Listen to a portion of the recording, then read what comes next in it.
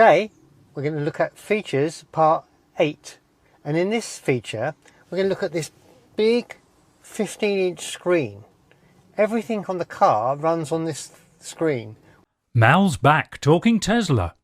To see the enhancements made to my Tesla and how to update yours, please subscribe to the channel and you can message me with suggestions or for help. Watch right now for Mal's Tesla update. So the first part of the screen we want to look at, if you hit the car icon just here and it brings up, and the first part of this we're going to look at today is the quick controls. So we'll look at the quick controls. In the quick controls you have the following: the exterior lights, so you can either have them off, on, or automatic. Now I particularly leave that an automatic because what that will do is, whether it's light or dark, it will actually work it for you, so you literally don't have to worry about it. You know the old days when you used to go, oh, I've left my lights on, I've got a flat battery. Think of the past, leave it on auto. As you come under tunnels or dark garage areas, it will light up for you. So that's the real good bit there.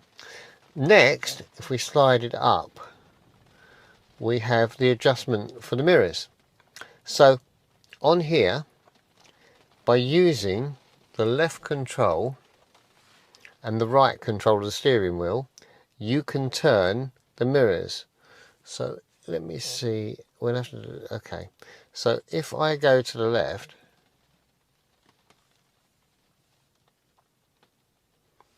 so in the controls of the mirrors you've got the following: left and right, for obviously left and right controls, mirror auto tilt and mirror auto fold. Now mirror auto tilt, I use that when I'm actually going to reverse. It tilts the mirrors down for you so that you can see the ground when you're reversing. Mirror auto fold is when you close the car and you leave it, it will fold the mirrors in for you. That way you've not got them out, and chances are no one will bang them off when they're passing by in a parked area in a car park or somewhere like that. So that's really cool. And what you can do is you can adjust these, so the left and right. Normally you would have them on the door pillars to adjust, but there is no controls to adjust them. So basically everything's done on the screen and the two controls on the steering wheel. Okay, so your lighting, if we go to this section, that is the front fog. You can turn it on or leave it off. And this is the rear fog, and you can adjust that. So I normally leave them on automatic and they'll be on when they come on. They'll deal with that. Under this section you've got dome lights. So the lights above, those ones, when they go on, as you see, they're on, they're off, or they're on auto. And then you've got the ambient lights, which are the underside lights. They can come on as well or off. The next section you've got auto high beam. Now I use that all the time. What that does is it'll automatically go into auto high beam. So for instance, if we start the car up and what we'll do is we will see if I can demonstrate it to you. If you have them on auto, what can happen, and you have this auto high beam on, what it'll allow you to do is, in this section here, there's your fog lights and your spotlights there are ready to be on, and if you do this, you see the A comes up here. That A allows, as you're driving, they will come on if it's dark, and if there's nothing coming on the other side of the road, as soon as it detects a car, it will dip the light immediately. And the same as if you're in the lane and there's a car in front of you, it won't give you a full beam, so it blinds his headlights, so you're in control. If you take it off, then you're in full control of it. As you see, that's now you control it. So if you wonder why you can't get that to change it manually like you would normally on a normal car, it's because your chances are you turned on your high beam auto, and the only way to get the auto to work is it has to have the A in there. So you just pull your stalk forward and the A will come on, and that's A. Then you've got headlights after exit. That'll light up the way for you. I don't particularly have that on, as I want to draw as least possible attention to the car when I leave it as I can.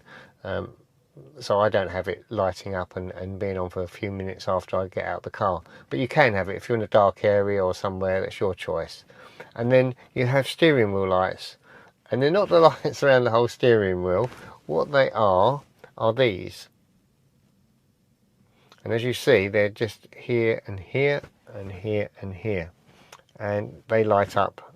You can have them on or off really, just to give you a little bit. They're not very bright, but they just give you enough just to see the wheels, if that's what you desire. So you have all the controls for the quick controls, the ones that you'd use the most on the first screen, and then everyone else you go into different screens, which we'll get to explain. It was interesting that now we have voice. I mean, when I first bought the car, we didn't have that facility. Didn't even know it was going to be possible, right? Had no idea. You have some cars, they have voice, and you think, oh, okay. There isn't that many on the market. But Elon, someone said to him, you know, why don't we have voice? And I think where it came from was he went into some safety facilities and they did a review on the car, and they said whilst it has all the features, it is a bit awkward in some of the controls because you have to go through many screens to get them. As I explained with the folding the mirrors, it was a bit of pushing this control and that control to get to it. So he said, okay, I'll make it voice. Up came an update like Christmas, and there we have it. We have all the facilities we can now do by voice. So you don't even have to take your hands off the wheel anymore. You don't have to fiddle about. You know, like when you're driving and there's a car and you're going down the road and you want to fold those mirrors, you just go fold mirrors. Boom, it's in seconds. But the best feature I like on the mirror folds is when you come into a narrow way and you get to a narrow way and it drives you there, and if you've said it, that's the one every time it gets there. And in the UK we have so many of those, don't we? Narrow 6'6" ways. And the trouble with these cars is when you go through a narrow way, you're so busy looking at your mirrors and getting involved that you can curb rash your tyres, your wheels, because the rims even, you can curb rash them for the simple reason that you're worried about getting the car straight, missing the wheels, and your wheels are going to catch. Whereas with the fold mirrors, you can just drive the car straight and miss it. I know when I first got the car, that's what I did. I curb rashed the rims, because I was so busy trying to get through the narrow way with my mirrors. Oh, I don't want to scratch the car, I don't want to do this. That's what I did. Then I discovered this feature, and boy, different world. Really good. Anyway, hope you enjoyed this. As I said before, we're going to break this part 8 into A, B, C and D, and to as many features as it takes to do all of the screens. I feel it'll be easier this way than doing a huge video of a 30-40 minute video, and then you don't get to the bit you want and you have to watch the whole video just to find the bit you want. Here you'll be able to pick out the sections, each one, so that if there's something you need, you'll be able to get it to. Anyway, hope you've enjoyed this. Stay tuned for the next part. Thanks for watching Mal's Back Talking Tesla. Remember, if you're buying a new Tesla, use my referral code link here, and don't forget to subscribe. It's free. Thanks for watching Mal's Back Talking Tesla. Remember, if you're buying a new Tesla, use my referral code link here, and don't forget to subscribe. It's free.